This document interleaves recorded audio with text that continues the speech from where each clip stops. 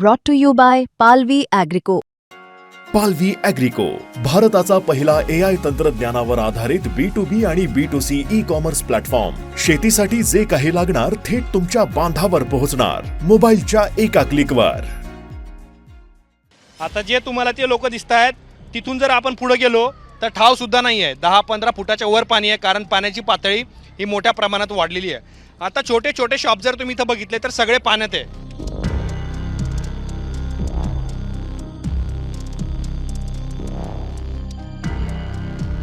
त्यांना माहीत झालं तर मग त्यांनी काय केलं, पालकमंत्र्यांना फोन लावलं. पालकमंत्र्यांनी मग त्यांना झापलं. त्याच्यामुळे ते तहसीलदार मॅडम तिथं आल्या. तर मी 2 मिनटं आम्हाला म्हणे वडापाव खायला. सगळी आमचे लेकरबाळ वाहून चालले, आमचं सगळं धान्य अन्न वाहून चाललं. आणि त्या म्हणते वडापाव खाणं आमचं पोट भरणार आहे का? आमचं तिकडे घर पण गेले पाण्यात, गल्लीमध्ये इकडं. इथून पाठीमागे पायऱ्याला पाणी पण आलं. रात्रीपासून इकडे कोणी आलेलं पण नाही आहे. कुणीच नाही आलं. कोणीच नाही. आता प्रशासन कधी येते काही सांगता येत नाही. आम्हाला काहीच मदत भेटली नाही रात्रीपासून.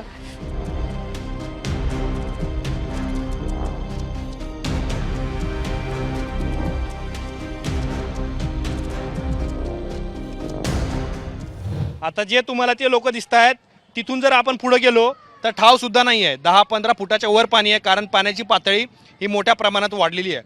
आता छोटे छोटे शॉप जर तुम्ही इथं बघितले तर सगळे पाण्यात आहे.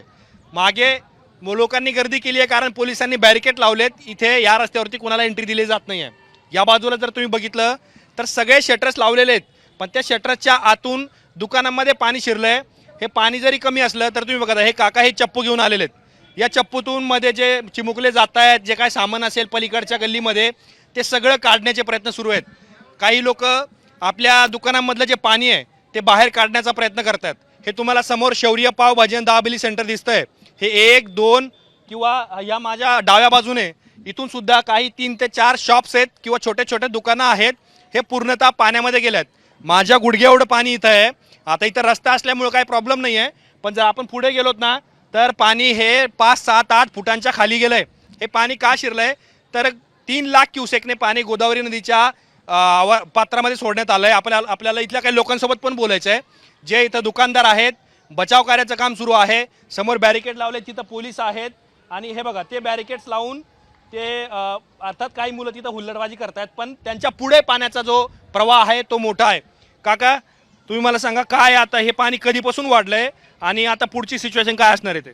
सर, हा पाणी 12 वाजल्यापासून, काल 12 वाजल्या दुपारला 12 वाजल्यापासून, आणि आम्ही रात्रंदिवस सतत पाण्यात आहे बचाव करायसाठी. कोणाला अडचण असेल, कोणाचं लेकरू असेल, रिक्षा करायसाठी आम्ही त्याचं तेच चालू आहे. आम्ही प्रशासनाला सांगून वैतागलो. प्रशासनाने दक्षता नाही घेतली.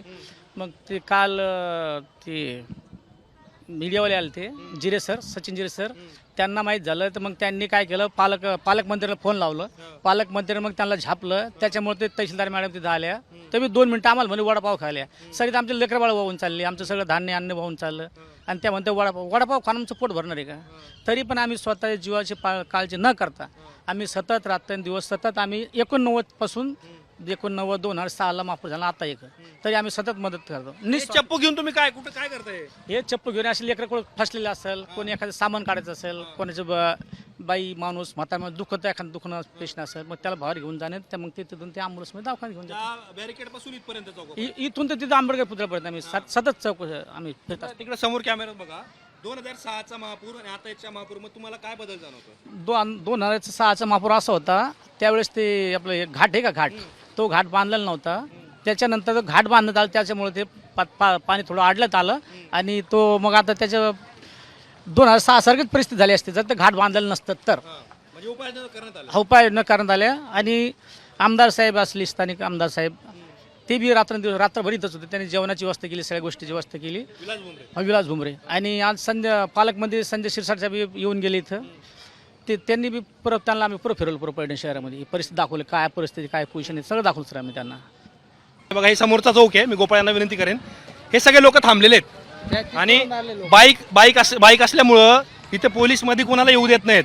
पण तरी सुद्धा इथल्या मुलांना थांबवणं आवश्यक आहे. इथं जे छोटे छोटे मुलं फिरतायत आणि पाणी गुडघे एवढं असल्यामुळं त्यांना थांबवता येत नाही. काय झालं? बाजूला कॅमेरा पासून काउंटर तर नाही झाला. काउंटर दिसू दे, त्यांना दाखवेल.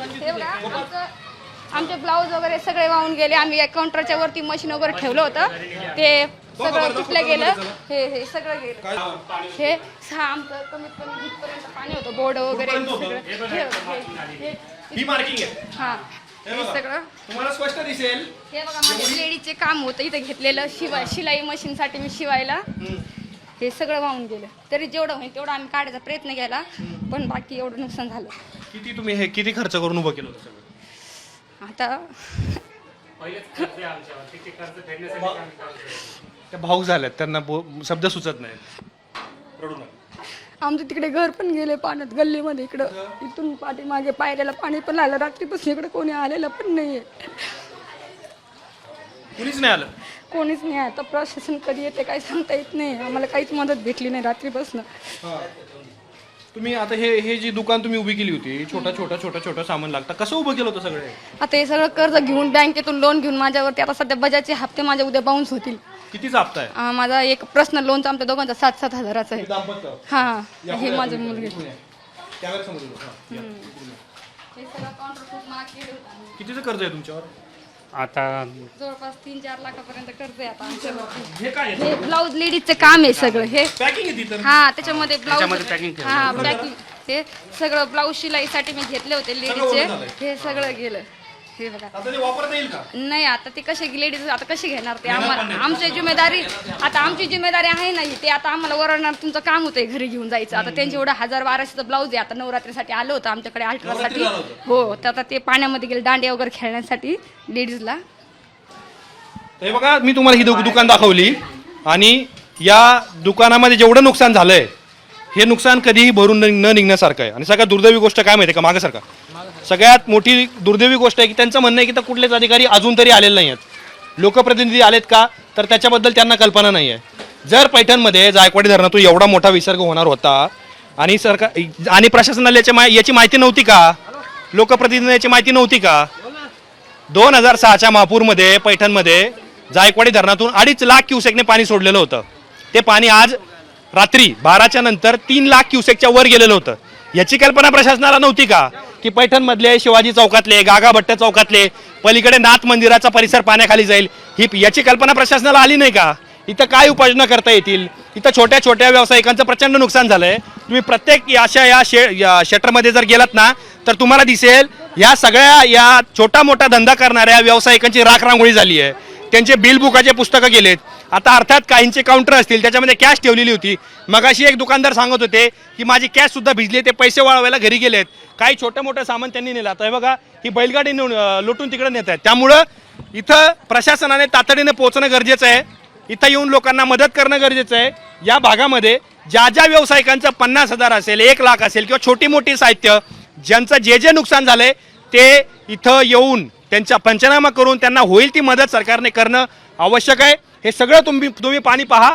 अर्थात हे पाणी जरी ओसरत असलं तरी प्रशासनाने पुढच्या 2 दिवसामध्ये मराठवाड्यामध्ये आणि पश्चिम महाराष्ट्रातल्या काही भागांमध्ये जोरदार मुसळधार पावसाचा इशारा दिला आहे. आणि आज रात्री कदाचित नाशिकहून अधिक पाणी हे जायकवाडीमध्ये येऊ शकतं. त्यामुळं रात्री 27 जे दरवाजे आता उघडले गेलेले आहेत त्यामधून 2 लाखाच्या आसपास क्युसेकने पाणी गोदावरीमध्ये झेपावतं आहे. हे पाणी पुन्हा वाढू शकतं आणि हेच वाढलेलं पाणी पैठणच्या गल्लीमध्ये तुम्हाला तुंबलेलं पाहायला मिळेल. तुम्हाला या सगळ्या प्रकरणांबद्दल काय वाटतं कमेंट बॉक्समध्ये जरूर कळवा. आणि कॅमेरामॅन गोपाळ हरणेसोबत मी आतिक, जायकवाडी धरण, पैठण, छत्रपती संभाजीनगर.